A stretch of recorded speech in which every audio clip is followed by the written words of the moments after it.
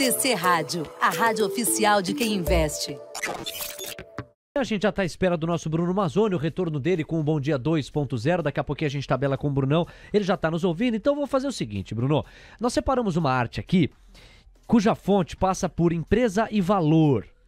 É uma arte que ajuda a gente a olhar para os dados sobre linhas de crédito para Americanas, o financiamento da operação. Veja aí, ó, o que há de risco sacado e total geral. Estas informações estão em bilhões de reais.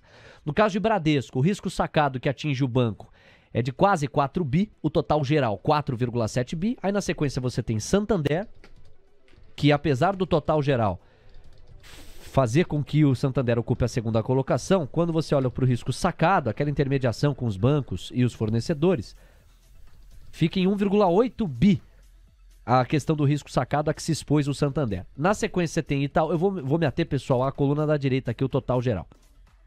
Na sequência você tem Itaú Unibanco 3,4 bi, Safra 2 bi e meio, BTG Pactual 1,9 bi, há asteriscos aí, porque além desse valor, o banco tem 1,2 bi em operações de risco sacado, cuja compensação financeira é objeto de disputa judicial com a Americanas, tá? Então você pode ter um arrefecimento desse prejuízo aí. Aí você tem Banco do Brasil, 1,3 bi de impacto, Banco Votorantim 0,4, que chega aí, então a 400 milhões, certo? Deicoal, 500 milhões, e aí o ABC com 300 milhões. Assim, o Bruno, eu acho que essa arte, é por isso que nós estamos ilustrando, e aí você vem embaixo ali a linha final, né? 43 bilhões de reais é a dívida da Americanas que está em recuperação judicial, 16,3 mil é o número de credores informado pela Americanas, e 20 bilhões de reais é o rombo divulgado pela Americanas, derivado de operações de risco sacado. Se você somar ali a coluna de risco sacado, você vai chegar a 13 bilhões e meio. Enfim, essa arte ajuda a explicar também, dependendo do ângulo com o qual se aprecia ela, o quanto que foi pulverizado a questão do risco entre os principais atores bancários, né?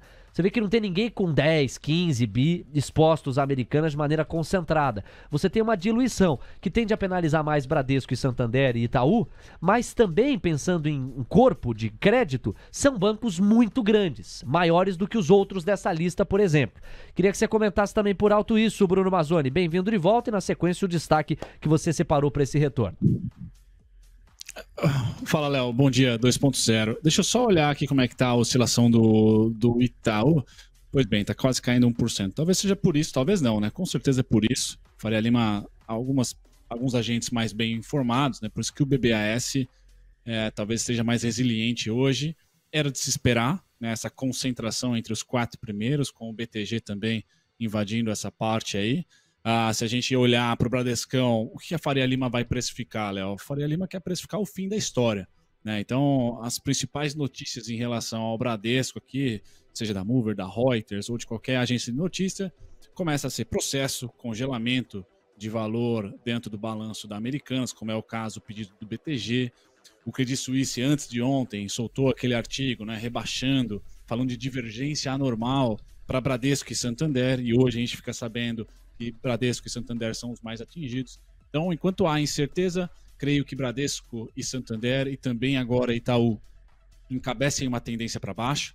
São empresas de valor, pessoal, então sempre de olho no valuation e no preço do gráfico, porque elas tendem a ter o seu lucro e a normalidade voltando depois que todas as notícias já não sejam incerteza. A incerteza gera oportunidade. Para esses bancos, aqui no Brasil principalmente, né? Eu acho que vai ser oportunidade, comentando por cima.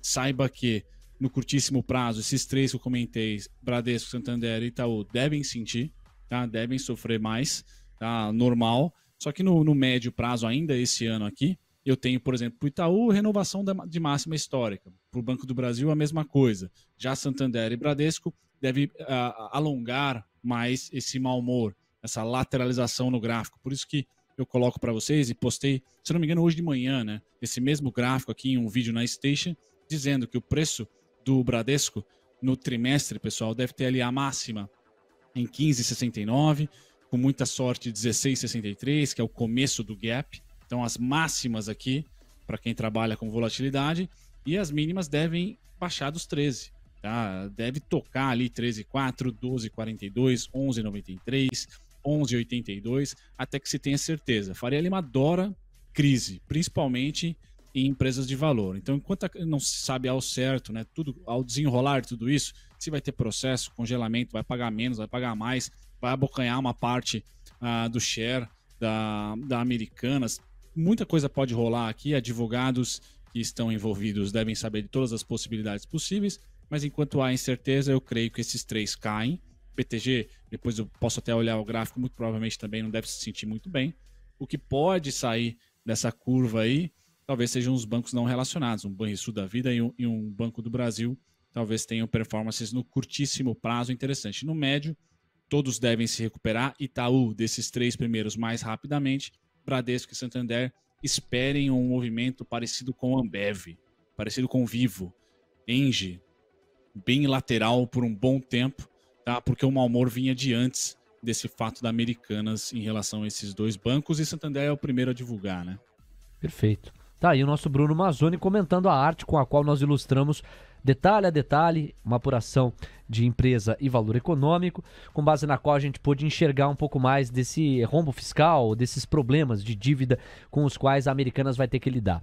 Bruno, qual o destaque que você havia separado nesse seu retorno para a gente fechar essa tabelinha? O que é que mais está chamando a sua atenção? Olha, do ponto de vista da tabela geral aqui do mercado à vista, inegável, o Ibov continua numa pegada de baixa, um pouco mudou nesse sentido. Nós temos o Ibovespa recuando agora 0,64%, são 112.301 pontos. A curva de juros caindo numa média de 3 pontos base e meio em toda a extensão. E a moeda americana recuando 0,42%, R$ 5,128. Não chegou a se empolgar para bater 5,110, como você no Morning Call tinha declarado enquanto principal ponto de suporte ali, né? A mínima intradiária foi quase R$ 5,115. Por muito pouco não bateu R$ 5,110. Enfim, traga o seu destaque aí no retorno. Vamos lá, Léo. Destaque que eu dou. Petróleo pode ser o fiel da balança. Me corrija, Léo, vocês que têm a agenda aí de cabeça. Estoque de petróleo deve estar batendo na porta de ser divulgado. Então, o petróleo pode trazer uma animação para o Ibovespa para esse fim, né, esse meio para fim da semana. Hoje, o meu destaque acaba sendo para a curva de juros e para um ativo que eu acabei já comentando aqui com vocês rapidamente, para quem caça ETF e caça, de repente, alocar com uma visão, com uma tese, né, com viés macroeconômico. Vamos lá. Se você acha que a nossa curva de juros, aos trancos e barrancos, curva de juros estou falando, quanto que a Faria Lima pede para o BC ali, curva curta, média e longa. Quanto que a Faria Lima está pedindo para o BC daqui a um tempo, no mínimo um ano, máximo 10 anos. É menor para o futuro do que já foi, ou seja, a curva de juros tende a fechar, lateralizar ou fechar, logo você tende a crer que o preço unitário dos nossos títulos, então, acharam o seu fundo. Se um achou o topo, o outro achou o fundo. Mas vamos supor que você concorda com isso, mas não quer alocar só no Brasil, só em títulos brasileiros. Existe um ETF que raspa todos os emergentes. Aí, a composição do ETF, me perdoem aqui, eu não vou trazer para vocês, mas basta digitar no Google aí EMB e espaço Holdings, né? Com H, como se fosse uma holding, como se fosse a Itaúsa, Holdings com S, que você vai ter noção de quais bonds esse ETF aloca, esse fundo passivo aloca, e ele tem um movimento, pessoal, do final do ano, macro, muito parecido com o ouro, tá? São trades próximos ali, então os bonds dos emergentes estão voando, tá? Vejo que ainda tem chance para voar até os $90, $91, hoje está custando $88, então 93, 91, existe ainda um fôlego para esses bonds, e se a tese confirmar mesmo, aqui ficar tranquilo fiscalmente, Chile, tá? México, grandes países que compõem ali os títulos públicos desse ETF emergente, pessoal, a gente pode ter a virada. Pode ser o melhor trade macro, assim como o ouro, para o ano. Tá? Então, o destaque que eu dou é se você está achando que emergente chega de subir juros ou está chegando próximo, tá? Esse ETF aqui vai ter alguma chacoalhada, até os 82, ele pode cair ali, 82,53, mas a tendência do PU dos bonds, dos títulos públicos, é subida, já que o yield é de descida ou de estabilização. Perfeito. Então, seria ali uma alocação macro. Eu assino uma newsletter que sempre, toda semana, traz um gráfico da semana, a alocação, asset allocation da semana. E a newsletter dessa semana trouxe justamente o gráfico que eu comentei na minha primeira participação, onde mostra que a média, tá, dos yields de 10 anos dos países emergentes já está começando a fechar, ou em preto aqui, enquanto que a política de Selic dos emergentes está nas alturas, nas máximas. Então, esse gráfico está tentando colocar para a gente que a política vai estabilizar, Selic estável, tá? Ou deixar de subir muito, ou deixar de subir e começar a cair até, enquanto que as bolsas de valores, os especuladores, os investidores já estão apostando na queda dos yields, tá? Olhando aí para uma recessão, olhando aí já para um juro real enorme, como no caso do Brasil está entre 6, 7, 8.